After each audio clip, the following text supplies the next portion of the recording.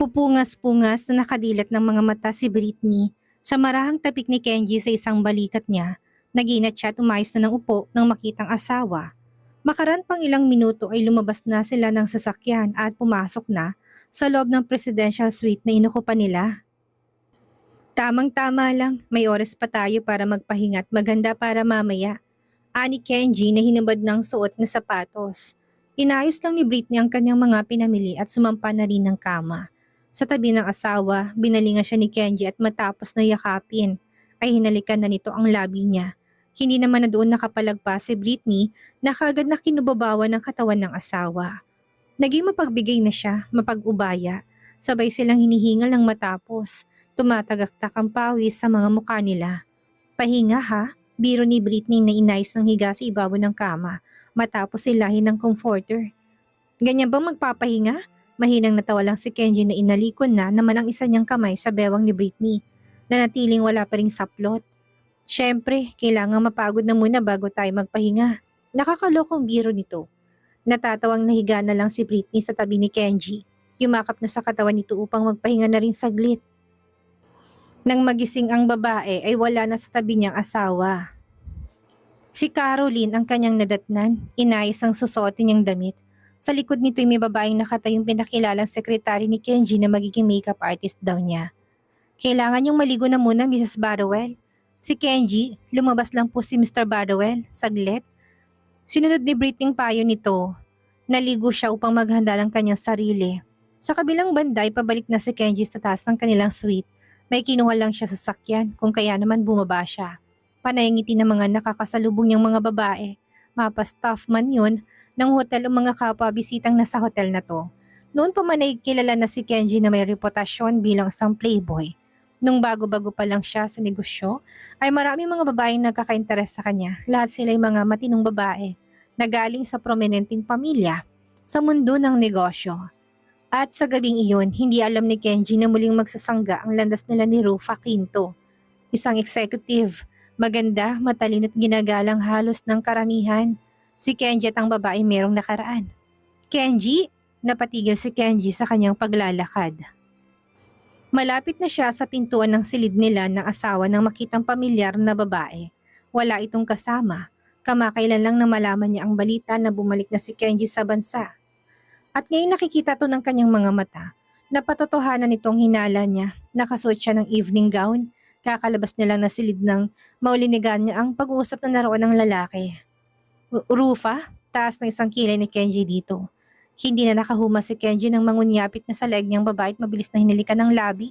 Hindi niya napaghandaan ng bagay na yon. Kung kaya naman hindi niya ito nagawa pang maiwasan. Walang tao sa silid ko. Gusto mo doon tayo? Alok ni Rufa si Kenji. Halatang sabik na sabik ang kanyang mga mata. Kung dati-rati lang yun, pumayag na kagad sana si Kenji. Subalit nagbago na siya. Nangako siya na huling gagawin niya yun kay Monica. Yun na ang huli dahil alam niyang sobrang ikakalungkot yun ni Britney. Marahan niyang inalis ang braso ng babae sa kanyang leeg at mariing tumanggi sa kanya. Bitawan mo ako, Miss Quinto. Sa halip na lumayo ay mas lumapit pang katawan ni Rufa kay Kenji. Ngumisi siya at marahang hinaplos ang dibdib nito para asarin. Huwag kang mag-alala, hindi niya naman malalaman. Saka nakalimutan mo na ba ang pinagsamahan natin noon? Mas gusto mong katawan ko kumpara sa kanya. Gusto kong maranasan ulit yun kung kaya naman, huwag mo na akong tanggihan. Ako na to. Matapang pa niyang hinilang palad ng lalaki para hawakan ng pribadong parte ng kanyang pagkababae. Kenji, please, bingi ka ba? Ang sabi ko bitawan mo ko. Palilisik na mga mata ni Kenji sa kanya. Anong hihintayin mo? Ang sapakin kita? Ngumiti lang si Rufa, alam niya kung nasa ng kiliti ni Kenji at yun ang kailangan niyang mahuli. Hindi nagtagal ay bumigay na nga si Kenji ng dahil sa ginawa niya. Bigla siyang tinulak sa pader ni Kenji. Lumiyad pa si Rufa at pinakita ang hubog ng katawan niya. Hindi na napigilan ni Kenji ang sarili. Rufa, huwag mong gawin to. Baka may makakita sa atin dito at magsumbong. Napuno ng pagnanasa ang mga mata ni Kenji. Sa ginagawang yun ni Rufa, tuluyan na wala na siya sa katinuan. Wala sa sariling binaba niyang kanyang ulit tinalikan ng labi ng babaeng nagugutom. Kaya nga sumama ka na sa kwarto ko. Doon walang ibang makakita sa ating dalawa. Kakita-kit ang naging kislap ng mga mata ni Rufa upang subukang kunin pang atensyon ni Kenji na biglang nahimasmasan. Masyado mo naman siyang inaalala. Bakit nagbago ka na? I remember that you never keep your chastity for one woman before. Ngumiti lang si Kenji at pinilig ng ulo. Nang muling abutin yun ni Rufa, wala na nagawa si Kenji kundi ang gantihan na ito. Lingid sa kanilang kaalaman na hindi sa kalayuan, tahimik na nakatayo lang si Britney. Pinapanood silang dalawa. Bahagyang napatulala ang babae na lumabas lang upang hintayin at salubungin sanang pagbabalik ng asawa niya sa kanilang silid. Tapos nang ayusan ng mukha niya ng hard makeup artist. Heto gaya pa rin ng dati, walang pagbabago. Mahinang usal niya na puno ng hinanakit. Ilang beses niyang ikinurap ang mga mata, nagbabaka sakaling mali ang nakita ng kanyang mga mata sa kanyang asawa na kasalukuyang nagbibigay kasiyahan sa ibang babae ng mga sandaling iyon sa ganong lugar. Hindi nakaligtas sa mata niya ang labis nitong pagnanasa sa katawan ng panibagong babae na makikita sa bawat mga haplos nito. Napakasinungaling niya. Ang mga ilaw na kristal sa itaas ng pasilyong iyon ay kumikinang sa napakarilag na damit na suot ni Britney. Biglang dumilim yun ng kagaya ng kanyang maputlang mukha na puno ng hinanakit ng mga sandaling iyon. Nang hinang ng mga mata nilang dalawa ni Kenji ng ilan pang minuto. Pasensya na sa abala, ituloy niyo lang. Otomatikong napabitaw na si Kenji sa katawan ni Rufa na parang biglang napaso nang marinig ang boses ng asawa niya sa likuran. Kenji, anong ginagawa mo? React ni Rufa. Hindi pinansin ni Kenji ang babae, tinrap ng asawa, tinawag ng pangalan nito para kunin ang atensyon. Sobrang nagigilty na siya. Britney, apurado ng boses ni Kenji. Hindi siya nilingon ni Britney na natili nakatingin kay Rufa. Hindi na matim ng babaeng ganong eksena. Namula ng kanyang mga mata, malinaw na malinaw sa paningin niya ang kanyang mga nakita. Naisip niya ito talagang totoong mukha ng asawa ni Kenji. Babaero, wala pa ring pagbabago kahit ilang beses mangako. Tumalikod na si Britney upang umalis ngunit bago pa man niya magawa iyon ay may humawak na sa pulso niya para pigilan siya sa gagawin niya. Mabangis ang mukhang inangilan niya ang asawa. Binigo na naman kasi siya nito ngayon. Bitahon mo nga ako, Kenji. Ngunit hindi siya binigyan doon ni Kenji ng pagkakataong makalaya. Tinitigan ni Britney ito ng malalim. Puno ng hinanakit ang mga mata. Hindi totoo ang mga nakita mo, Britney. Sa lantong palabas at gawa ng malikot mong imahinasyon. Maniwala ka sa akin, ha? Nanikip ng dibdib at nanuyo ng lalamunan ni Britney. Pakiramdam niya wala ng boses na lalabas pa doon sa kanya. Gagawin pa talaga siyang sinungaling at ibang ni Kenji. Wala akong pakialam kung laro lang ang lahat ng ito sa'yo, Kenji. Minaramdaman ka talaga sa kanya. Bitawan mo nga ako. Yun ang main concern ko. Bitaw. Pandidilat niya pa dito. Britney naman. Huwag kang magpanggap na nagbago ka na dahil kung ano ka noon, yung ka pa rin hanggang ngayon. Umiling na doon si Britney. Sobrang dismayado ng mga mata niya sa asawa. Hindi ka na magbabago pa, Kenji. Hindi na. Kahit na anong gawin at pilit mo sa sarili mo, hindi na. Nagpumiglas siya ng gusto, ngunit hindi siya nakawala sa mga kamay nito. Pumangit ang hilatsa ng mukha ni Kenji. Mababa na agang pagkadismaya na rin sa kanyang mukha. Nag-isa kang pumunta ng banquet, hindi ako sasama sa'yo. Bago pa man matapos yun ng babae ay bigla na lang siyang kinaladkad ni Kenji patungo ng lift. Naiwan nila sa likod si Rufa na naumid ang dilat hindi na makapagsalita sa kanyang nakikita.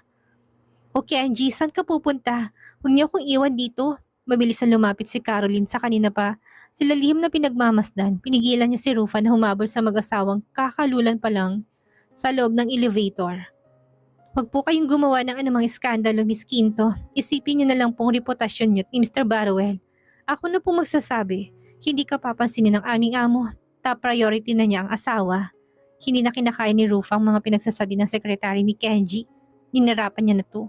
Imposible yung mga sinasabi nito. Sa lugar na yun, maraming mga lalaki pumupunta sa pagkakataong iyon na gaya niyang negosyante at hinahangad na makilala siya. Hindi niya sila pinansin at ini-entertain dahil nga narinig niyang nasa bansa ng mulyang kinabaliwang si Kenji. Tapos ito lang ang mahihita niya. Hindi niya matanggap na sa hindi inaasahang pagkakataon, sa kritikal na sandali, iniwan talaga siya ni Kenji para lang sa asawa nito. Huwag mo kong pakialaman. Anong top priority niyang asawang sinasabi mo? Nahulaan ni Caroline ang laman ng kanyang isipan, pagak nang umisi ang babae sa kanya. Miss Quinto, mahirap sabihin at ilarawan ng tunay na damdamin pero siguro naman, hindi ka bulag, hindi ba? Nakita mo kung paano tingnan at itrato ni Mr. Barwell ang kanyang asawa. Ani Caroline, nang hindi kinukurap ang mga mata. Minsan nakakagawa tayo ng mga bagay na hindi ka nais-nais dahil lang may gusto tayong makuha. Tandaan mo sana at pag-isipan mo mabuti na kailanman hindi mapapalitan si Mrs. Barrowell sa puso ng asawa. Hindi siya bibitawan ni Mr. Barwell, miss. Nangalit na ang ngipin ni Rufa. Hindi ba't maghihiwalay naman na sila? Napabalita pa nga nagkapirmahan na sila. Muli lang umiti ang secretary. Sa tingin mo ba'y mukhang hiwalay na si Mr. Barwell sa asawa niya? Parang kanyang sabi sa babaeng nawala na naman ng imik. Sa puso niya, si Britney pa rin ang Mrs. Barwell.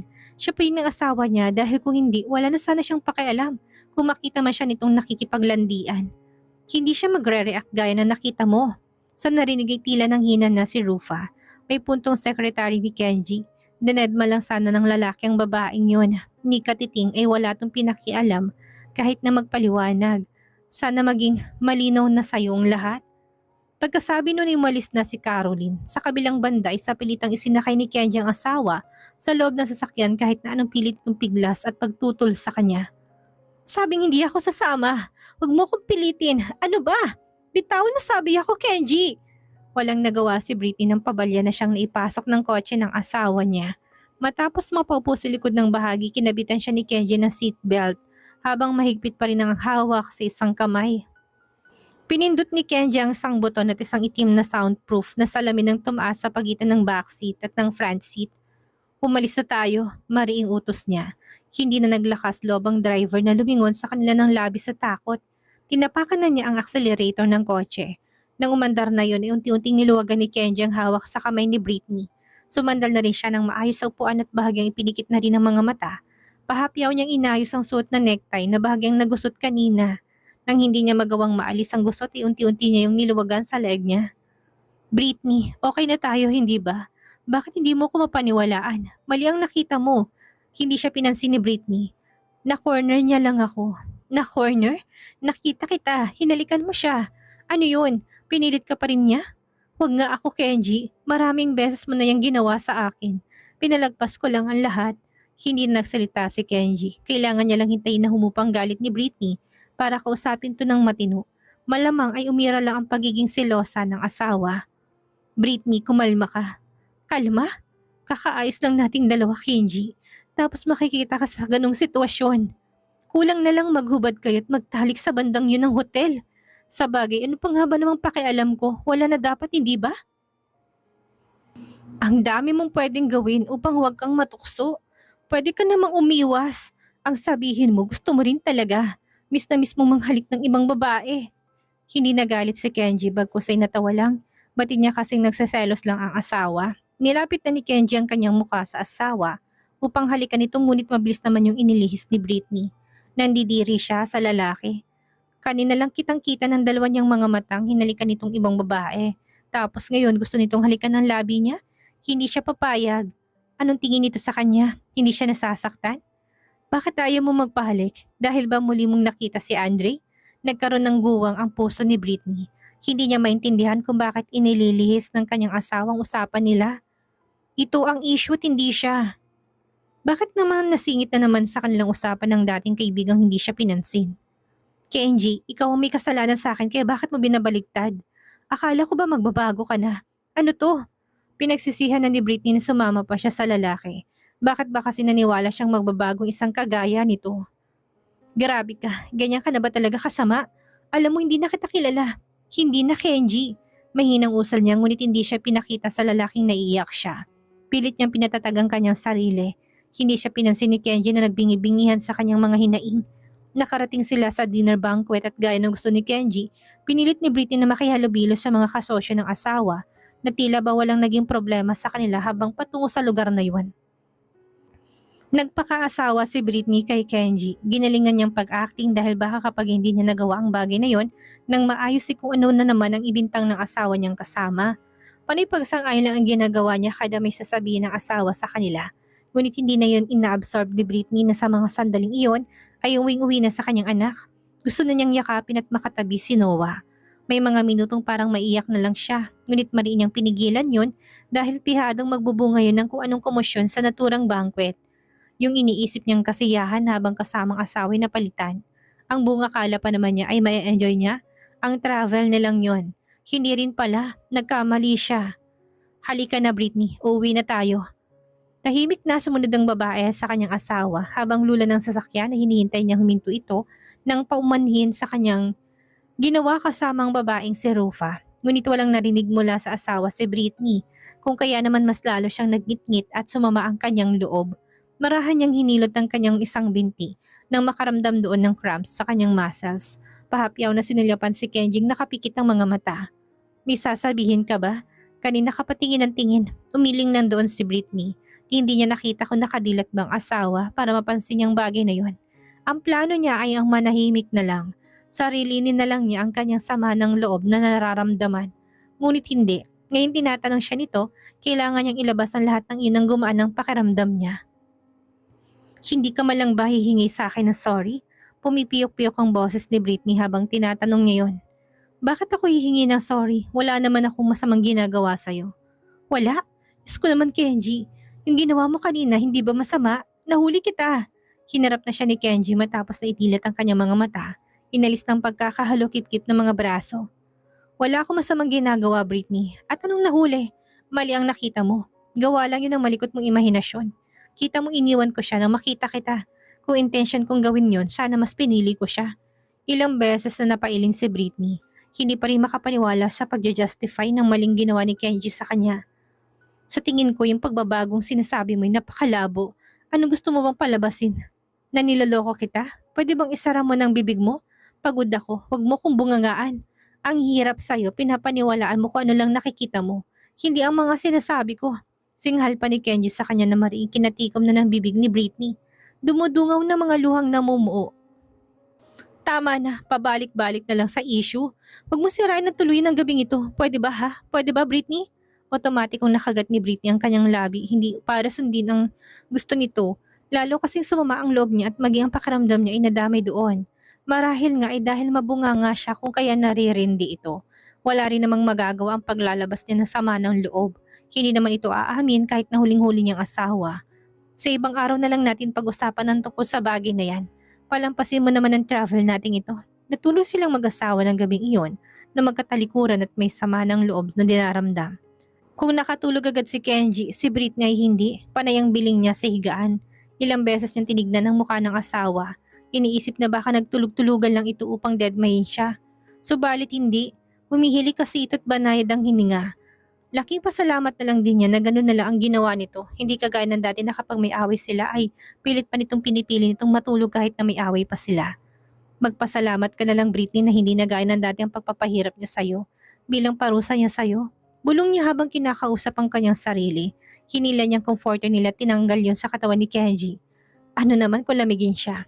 E di hilahin niya at kumutan niya ang kanyang katawan. Bakit ko kukumutan? Inaway naman niya ako. Hindi niya ako pinapahalagahan.